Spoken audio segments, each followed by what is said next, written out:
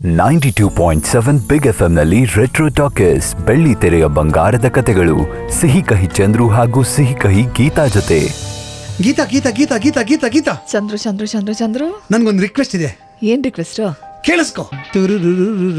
ಚಂದ್ರು ಏನೋ ಕಿವಿನೇ ಸರಿಯಾಗಿ ಕೇಳಿಸ್ತಾ ಇಲ್ಲ. ಚಂದ್ರು ಫೋನ್ ಹಾಕೊಂಡಿದ್ದು ಡಿಸೈಡ್ ಮಾಡಿ, ಕಿಸ್ ಮಾಡ್ತೀಯಾ ಕಿಲ್ ಮಾಡ್ತೀಯಾ ಅಂತ. ಕಿಕ್ಯು ಬಯಸಿ ಬಯಸಿ ತಲೆ ಮೇಲೆ ಹಾಕೊಂಡೆ ನಾನು ಚಪ್ಪಡಿ ಕಲ್ಲು. ನೀವು ಅವತ್ತು ಹೇಳಿದ್ರಲ್ವಾ ಕತ್ತೆ ಅಂತ, ಅವತ್ತಿಂದ ಕಿಕ್ ಮಾಡ್ಬೇಕು ಅನ್ಕೊಂಡಿದ್ದೀನಿ. ಬಯಸಿ ಬಯಸಿ ತಲೆ ಮೇಲೆ ಚಪ್ಪಡಿ ಕಲ್ಲು ಹಾಕೊಳ್ಳೋದು ಇದಕ್ಕೆ, ಗೊತ್ತಾಯ್ತಾ?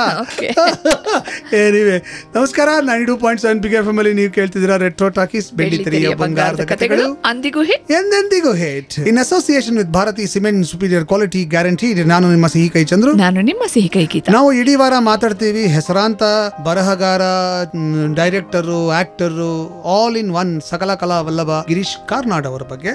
1965ರಲ್ಲಿ ಅಖಿಲ ಭಾರತ ಕನ್ನಡ ಸಾಹಿತ್ಯ ಸಮ್ಮೇಳನ ಕಾರವಾರದಲ್ಲಿ ನಡೀತು. ಆ ಸಮಯದಲ್ಲಿ ಜಿ.ಪಿ. ಜೋಶಿಯವರು ಅನಂತಮೂರ್ತಿಯವರ ಸಂಸ್ಕಾರ ಕಾದಂಬರಿಯ ಹಸ್ತಪ್ರತಿನ ತಗೊಂಬಂದು ನಮ್ಮ ಗಿರೀಶ್ ಕಾರ್ನಾಡ್ ಅವರಿಗೆ ಕೊಟ್ರಂತೆ. ಅದನ್ನು ಓದೋದ್ ಕೂಡಲೇ ಕಾರ್ನಾಡ್ರಿಗೆ ಇದು ಸಿನಿಮಾ ಆಗಕ್ಕೆ ಯೋಗ್ಯವಾದ ಕೃತಿ ಅಂತ ಅನಿಸ್ತು. ಆದರೆ ಅದು ಆ ರೂಪವನ್ನ ಪಡ್ಕೊಳ್ಳೋದಕ್ಕೆ ಬಹಳ ಕಾಲನೇ ಬೇಕಾಯಿತು. ಆಗ್ಲೂ ಕಾರ್ನಾಡ್ ಅವರು ಜೊತೆಗಿದ್ರು. ಗಿರೀಶ್ ಕಾರ್ನಾಡ್ ಅವರು ಮದ್ರಾಸ್ನಲ್ಲಿದ್ದ ಕಾಲದಲ್ಲಿ ಮದ್ರಾಸ್ ಪ್ಲೇಯರ್ಸ್ ಅಂತ ಒಂದು ರಂಗ ತಂಡದ ಸದಸ್ಯರಾಗಿದ್ದರು.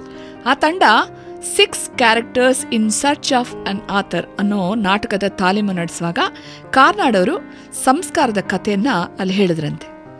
ಅದೇ ತಂಡದಲ್ಲಿದ್ದ H.G. ವಾಸುದೇವ್ ಅವರು ಕೃತಿಯನ್ನ ಓದಿದ್ರು.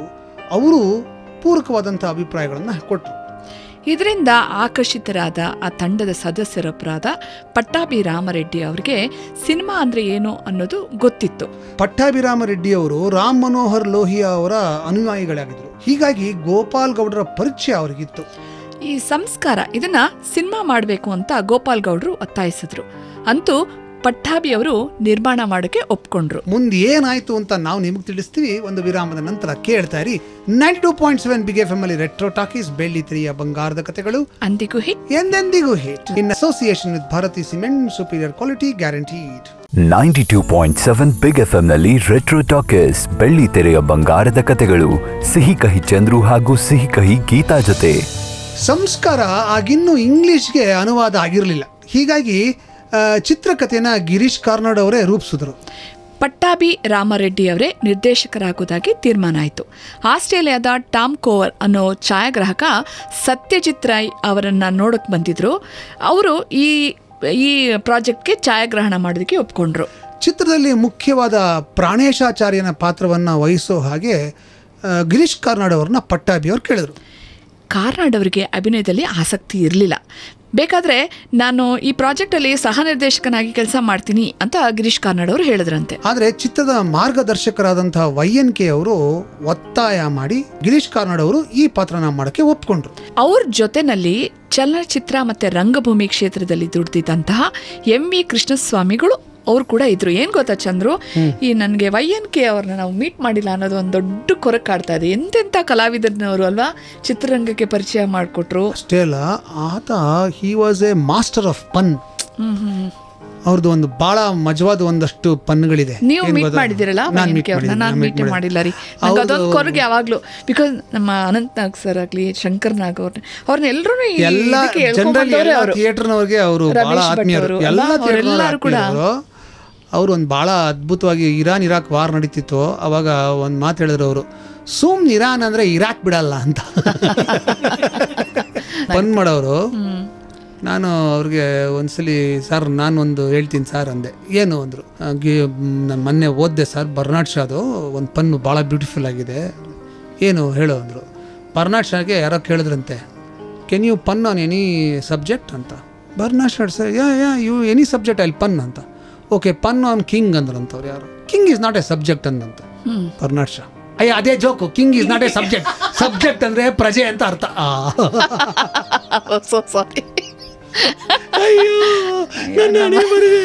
YNK ನೀನ್ ಮೀಟ್ ಮಾಡ್ತಿದ್ದೆ ಒಳ್ಳೇದಾಯ್ತು. ಅವ್ರ ಜೋಕ್ಗಳೇ ನನ್ನ ಮೇಲೆ ಒಂದು ಫನ್ ಮಾಡ್ಬಿಟ್ಟಿದ್ದಾರೆ, ಅವರ ತಲೆಗೆ ಹೋಗೋದಿಲ್ಲ ಒಳಗೆ ಅಂತ.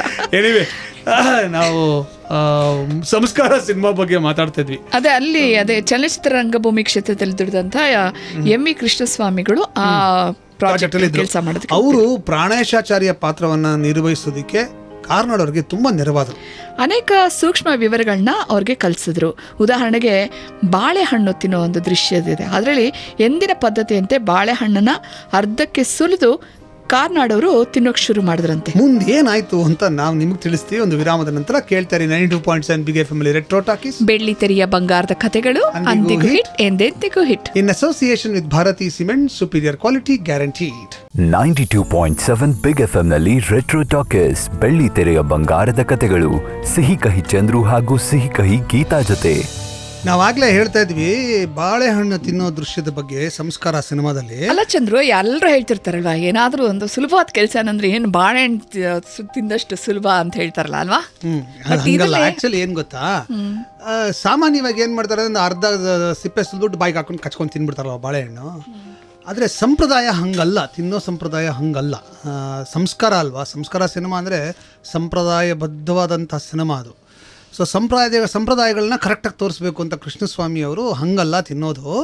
ನಾನು ಹೇಳ್ತೀನಿ ಕೇಳು, ಎಡಗೈಯಲ್ಲಿ ಬಾಳೆಹಣ್ಣು ಇಟ್ಕೋ, ಸಿಪ್ಪೆ ಸುಲಿ, ಬಲಗೈಯಲ್ಲಿ ಅದನ್ನ ಮುರಿಬೇಕು, ಮುರಿದ್ಬಿಟ್ಟು ತಿನ್ಬೇಕು, ಬಾಯಿಗೆ ಡೈರೆಕ್ಟಾಗಿ ಬಾಳೆಹಣ್ಣು ಹಾಕಬಾರ್ದು ಅಂತ ಅದು ಸಂಪ್ರದಾಯ ಅಂತ ಹೇಳ್ಕೊಟ್ರಂತೆ. ಈ ಸಿನಿಮಾದಲ್ಲಿ ಚಂದ್ರಿ ಪಾತ್ರಕ್ಕೆ ಕಲ್ಪನಾ ಅವ್ರನ್ನ ಆಯ್ಕೆ ಮಾಡೋ ಆಸೆ ಕಾರ್ನಾಡ್ ಅವ್ರಿಗೆ ಇತ್ತು. ಆದರೆ ನಮ್ಮ ಪಟ್ಟಾಭಿರಾಮ ಅವರು ಒಪ್ಪದೆ ಅವರ ಮಡದಿ, ಅವರು ಕೂಡ ಒಳ್ಳೆ ಕಲಾವಿದೆ, ಸ್ನೇಹಲತಾ ರೆಡ್ಡಿ, ಅವರೇ ಈ ಪಾತ್ರನ ಮಾಡಲಿ ಅಂತ ನಿರ್ಧಾರ ಮಾಡಿದ್ರು. ಆ ಸಿನಿಮಾದಲ್ಲಿ ದಾಶರಥಿ ದೀಕ್ಷಿತ್, ರಾಮರಾವ್, CR ಸಿಂಹ, ಲೋಕನಾಥ್, ಜೈರಾಮು, ಹೀಗೆ ಅನೇಕ ಹವ್ಯಾಸಿ ರಂಗಭೂಮಿ ನಟರೆಲ್ಲ ಆಕ್ಟ್ ಮಾಡಿದ್ರು. ಮದ್ರಾಸ್ ಪ್ಲೇಯರ್ಸ್ ತಂಡದ ಕಲಾವಿದೆಯರು ಅಭಿನಯಿಸಿದ್ರು. ಇದರಲ್ಲಿ GV ಶಿವಾನಂದ್ ಅವರು ಗುಬ್ಬಿ ಕಂಪನಿಯ ಹಳೆ ನಟರನ್ನು ಕೂಡ ಇದಕ್ಕೋಸ್ಕರ ಕರ್ಕೊಂಬಂದ್ರು. ನಾರಾಯಣಪ್ಪನ ಪಾತ್ರವನ್ನ P. ಲಂಕೇಶ್ ಅವರಿಂದ YNK ಅವರು ಮಾಡಿಸಿದ್ರು. ಇಂಥ ಒಳ್ಳೆ ಬರಹಗಾರರು ನಮ್ಮ P. ಲಂಕೇಶ್ ಅವರು. ಸಂಗೀತಂ ಶ್ರೀನಿವಾಸರಾವ್ ಚಿತ್ರದ ಸಹ ನಿರ್ದೇಶಕರಾಗಿ ಕೆಲಸ ಮಾಡಿದ್ರು. ಶೃಂಗೇರಿ ಹತ್ರ ವೈಕುಂಠಪುರದಲ್ಲಿ ಈ ಸಿನಿಮಾಗೆ ಚಿತ್ರೀಕರಣ ಮಾಡಿದ್ರು. ಸಂಸ್ಕಾರ ಚಿತ್ರ ಪೂರ್ತಿಯಾದಾಗ ಸೆನ್ಸಾರ್ ಅವರು ಅನುಮತಿ ಕೊಡಲಿಲ್ಲ. ದಿಲ್ಲಿನಲ್ಲಿ ಸೂಚನಾ ಪ್ರಸಾರಣಾ ಮಂತ್ರಾಲಯಕ್ಕೆ ತಗೊಂಡು ಹೋಗೋದ್ರಲ್ಲಿ ನಮ್ಮ ಕಾರ್ನಾಡ್ ಅವರು ಬಹಳ ಮುಖ್ಯವಾದಂಥ ಪಾತ್ರ ವಹಿಸಿದ್ರು. ಅಲ್ಲಿ ಕೆಲವು ಕಟ್ಗಳೊಡನೆ ತೆರೆಗೆ ಬರೋದಕ್ಕೆ ಅನುಮತಿ ಕೊಟ್ಟರು. ಅಷ್ಟೊತ್ತಿಗಾಗಲೇ ಸಂಸ್ಕಾರ ಚಿತ್ರದ ಬಗ್ಗೆ ಕರ್ನಾಟಕದ ಪ್ರೇಕ್ಷಕರಲ್ಲೆಲ್ಲ ಒಂಥರ ಒಂದು ದೊಡ್ಡ ಕುತೂಹಲ ಕೆರಳಿತ್ತು. ಯಾಕೆಂದ್ರೆ ಆಗಿನ ಕಾಲದಲ್ಲಿ ಈ ಸೆನ್ಸಾರ್ ಸರ್ಟಿಫಿಕೇಶನ್ ಆಗಲಿಲ್ಲ, ಟ್ರಿಬ್ಯುನಲ್ ತಗೊಂಡು ಹೋದ್ರು ಅನ್ನೋದೇ ಒಂದು ದೊಡ್ಡ ವಿಚಾರ. ಸೊ ಆ ಸಿನಿಮಾದಲ್ಲಿ ಅಂಥದ್ದು ಏನಪ್ಪ ಇದೆ ಅನ್ನೋ ಕುತೂಹಲ ಎಲ್ರಿಗೂ ಜಾಸ್ತಿ ಆಯಿತು. ಸೊ ಈ ಸಿನಿಮಾ ಬಗ್ಗೆ ಇನ್ನಷ್ಟು ವಿಚಾರನ ನಾವು ನಿಮಗೆ ತಿಳಿಸ್ತೀವಿ ಒಂದು ವಿರಾಮದ ನಂತರ. ನೀವು ಕೇಳ್ತಾನೆ ಇರಿ 92.7 ಬಿಗ್ ಎಫ್ ಎಂ ಅಲ್ಲಿ ರೆಟ್ರೋ ಟಾಕೀಸ್, ಬೆಳ್ಳಿ ತೆರೆಯ ಬಂಗಾರದ ಕಥೆಗಳು, ಅಂದಿಗೂ ಹಿಟ್ ಎಂದೆಂದಿಗೂ hit, in association with Bharathi cement, superior quality guaranteed. 92.7 big F ಎಂನಲ್ಲಿ ರೆಟ್ರೋ ಟಾಕೀಸ್, ಬೆಳ್ಳಿ ತೆರೆಯ ಬಂಗಾರದ ಕಥೆಗಳು, ಸಿಹಿ ಕಹಿ ಚಂದ್ರು ಹಾಗೂ ಸಿಹಿ ಕಹಿ ಗೀತಾ ಜೊತೆ. ಸಂಸ್ಕಾರ ಚಿತ್ರದ ಬಗ್ಗೆ ಮಾತಾಡ್ತಿದ್ವಿ. ಸಂಸ್ಕಾರ ಸಿನಿಮಾ ಸ್ವರ್ಣ ಕಮಲದ ಗೌರವ ಪಡೀತು. ಈ ಸಾಧನೆ ಮಾಡಿದ ಮೊದಲ ಕನ್ನಡ ಚಿತ್ರ ಅಂತ ಅನ್ನಿಸ್ಕೊಳ್ತು. ಇಂಟರ್ನ್ಯಾಷನಲ್ ಫಿಲ್ಮ್ ಫೆಸ್ಟಿವಲ್ಸ್ ಅಲ್ಲಿ ಕೂಡ ಈ ಚಿತ್ರ ಪ್ರದರ್ಶನ ಕಾಣ್ತು. ಗಿರೀಶ್ ಕಾರ್ನಾಡ್ ಅವರ ಹೆಸರು ರಾಷ್ಟ್ರ ಮಟ್ಟದಲ್ಲಿ ಪ್ರಸಿದ್ಧಿಯನ್ನು ಪಡ್ಕೊಳ್ತು. ಸ್ವತಃ ರಾಜ್ ಕಪೂರ್ ಅವರು ನನಗೊಂದು ಸಿನಿಮಾನ ನಿರ್ದೇಶನ ಮಾಡಿಕೊಡಿ ಅಂತ ಗಿರೀಶ್ ಕಾರ್ನಾಡ್ ಅವ್ರನ್ನ ಕೇಳಿದ್ರು. ಇದೇ ವೇಳೆಗೆ BB ಕಾರಂತ್ ಅವರು ನಾನೊಂದು ಚಿತ್ರವನ್ನ ನಿರ್ದೇಶನ ಮಾಡ್ತಾ ಇದ್ದೀನಿ, ಸಹಾಯಕ ನಿರ್ದೇಶಕನಾಗಿ ಬರ್ತೀಯಾ, ಕೆಲಸ ಮಾಡ್ತೀಯಾ ಅಂತ ಕೇಳಿದ್ರು. ಅದಕ್ಕೆ ಗಿರೀಶ್ ಕಾರ್ನಾಡ್ ಅವರು ಏನು ಹೇಳಿದ್ರಂತೆ ಗೊತ್ತಾ, ಸಹಾಯಕ ನಿರ್ದೇಶಕನಾಗಿ ಬೇಡ, ನಾನು ಸಹ ನಿರ್ದೇಶಕನ ಕೆಲಸ ಆದರೆ ಬರ್ತೀನಿ ಅಂತ ಕಾರ್ನಾಡ್ ಅವರು ಕಾರಂತರ ಮಾತಿಗೆ ಒಪ್ಕೊಂಡ್ರಂತೆ. ಹೀಗೆ ತಯಾರಾದಂಥ ಚಿತ್ರ ಯಾವ್ದು ಗೊತ್ತಾ, ವಂಶವೃಕ್ಷ. ಇಂಥ ಅದ್ಭುತವಾದ ಚಿತ್ರ. ಅದನ್ನ ಚಿತ್ರ ಮಾಡಬೇಕು ಅಂತ ಹೇಳಿ ಪುಟ್ಟಣ್ಣ ಕಣ್ಗಾಳವರು, ಸಿದ್ಲಿಂಗಯ್ಯ ಅವರು, ಲಕ್ಷ್ಮೀನಾರಾಯಣ ಅವರು ಎಲ್ಲರೂ ಕೂಡ SL ಭೈರಪ್ಪ ಅವರಿಂದ ಅನುಮತಿ ಕೇಳಿದರು. ಅವ್ರು ಯಾರಿಗೂ ಭೈರಪ್ಪನವರು ಅನುಮತಿ ಕೊಟ್ಟಿರಲಿಲ್ಲ, ಕಾರಂತರಿಗೆ ಪರ್ಮಿಷನ್ ಕೊಟ್ಟರು. ಈ ಸಿನಿಮಾದಲ್ಲಿ ಶ್ರೋತ್ರಿಗಳ ಪಾತ್ರಕ್ಕೆ ತಮ್ಮ ಕುಟುಂಬದ ಮಿತ್ರರಾದ ತಲಗೇರಿ ವೆಂಕಟರಾವ್ ಅವ್ರನ್ನ ಆಯ್ಕೆ ಮಾಡೋದಕ್ಕೆ ಕಾರ್ನಾಡರ ತಾಯಿ ಹಠ ಮಾಡಿದ್ರಂತೆ.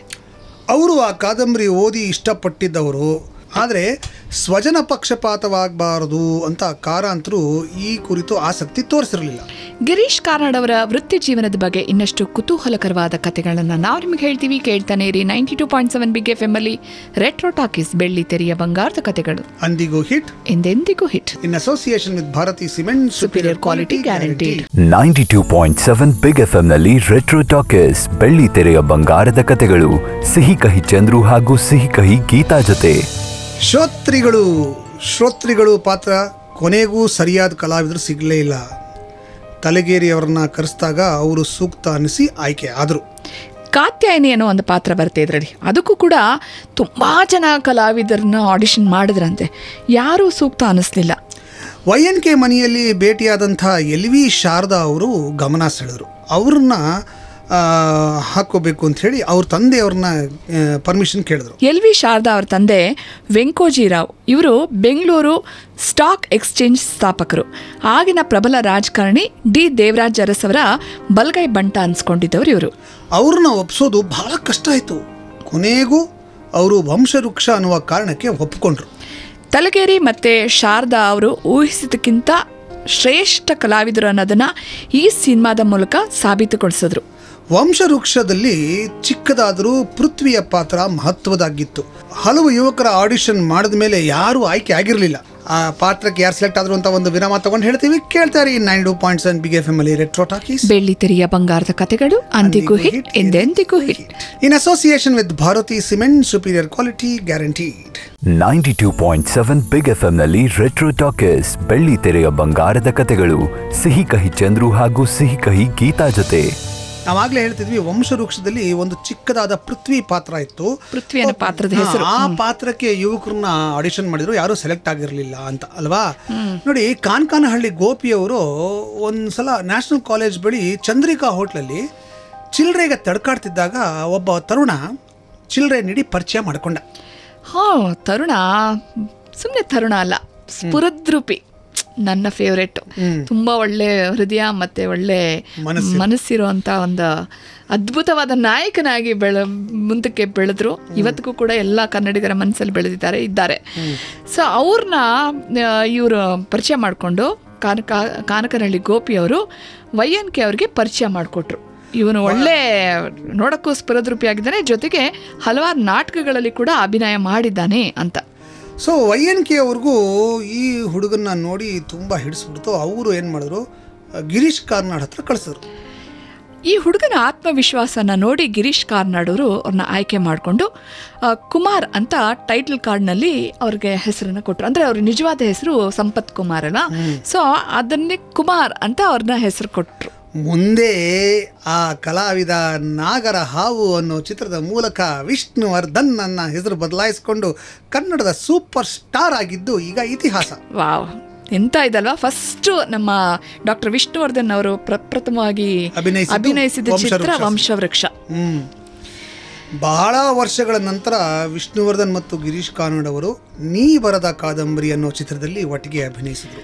ಆಗ ವಿಷ್ಣುವರ್ಧನ್ ಕಾರ್ನಾಡ್ ಅವರ ತಲೆದಂಡ ನಾಟಕನ ಸಿನಿಮಾ ಮಾಡಬೇಕು, ಅದರಲ್ಲಿ ಬಸವಣ್ಣನ ಪಾತ್ರನ ನಾನು ಮಾಡಬೇಕು ಅಂತ ಅಪೇಕ್ಷೆ ಪಟ್ಟು ಅದನ್ನು ನಮ್ಮ ಕಾರ್ನಾಡ್ ಅವ್ರ ಮುಂದೆ ಹೇಳಿದ್ರಂತೆ. ಇದನ್ನ ಗಿರೀಶ್ ಕಾರ್ನಾಡ್ ಅವರು ನಿರ್ದೇಶಿಸಬೇಕು ಅಂತ ನಿರ್ಧಾರ ಕೂಡ ಆಯಿತು. ಪ್ರಾಥಮಿಕ ಸಿದ್ಧತೆಗಳು ಕೂಡ ನಡೀತು. ಆದರೆ ಕಾರಣಾಂತರಗಳಿಂದ ಈ ಚಿತ್ರ ಶುರು ಆಗಲಿಲ್ಲ, ಅಂದರೆ ಶೂಟಿಂಗ್ ಮಾಡಲಿಲ್ಲ.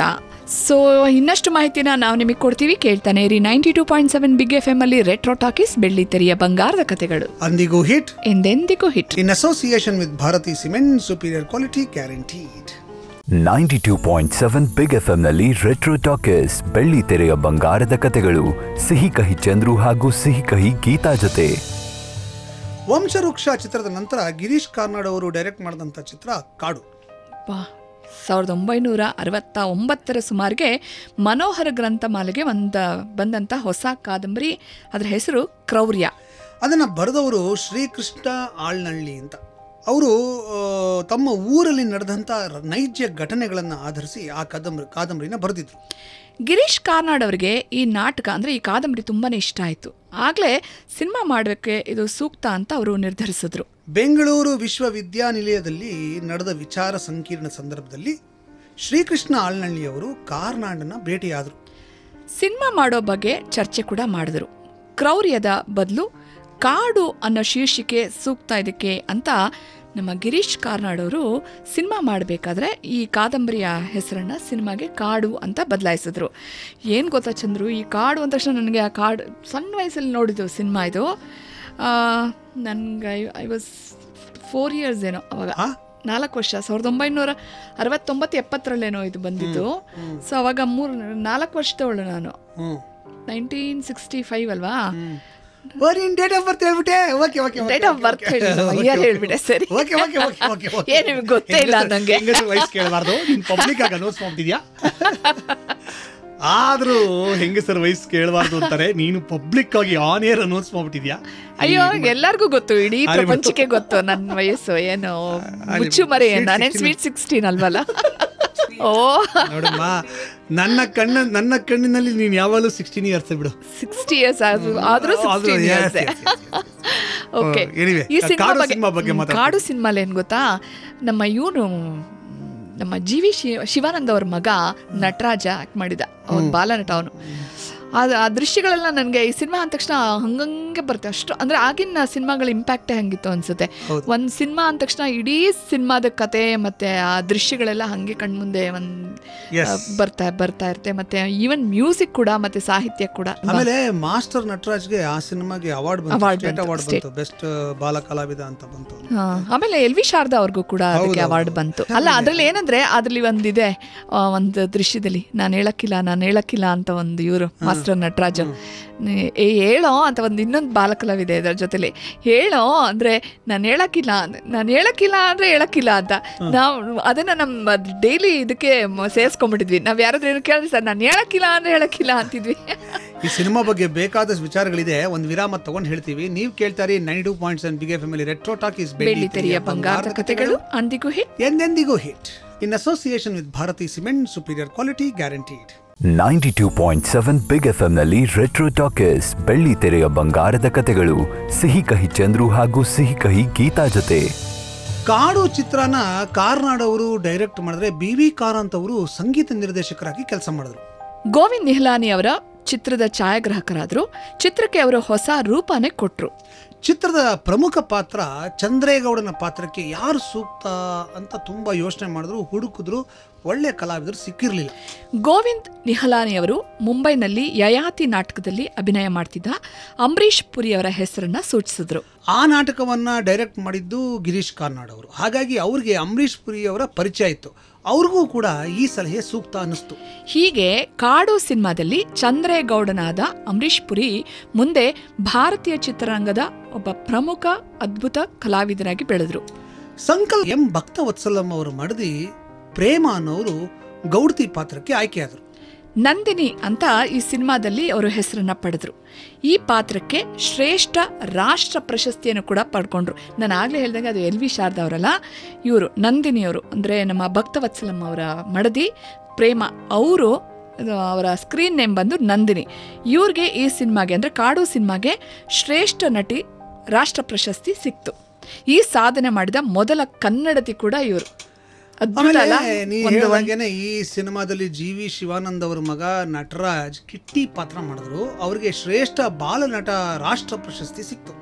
ಕಾಡು ಸಿನಿಮಾದ ಬಗ್ಗೆ ಇನ್ನಷ್ಟು ಮಾಹಿತಿನ ನಾವು ನಿಮಗೆ ಕೊಡ್ತೀವಿ. ಕೇಳ್ತಾನೆ ಇರಿ 92.7 ಬಿಗ್ ಎಫ್ಎಂ ಅಲ್ಲಿ ರೆಟ್ರೋ ಟಾಕೀಸ್ ಬೆಳ್ಳಿ ತೆರೆಯ ಬಂಗಾರದ ಕಥೆಗಳು, ಅಂದಿಗೂ ಹಿಟ್, ಎಂದೆಂದಿಗೂ hit, in association with Bharathi cement, superior quality guaranteed.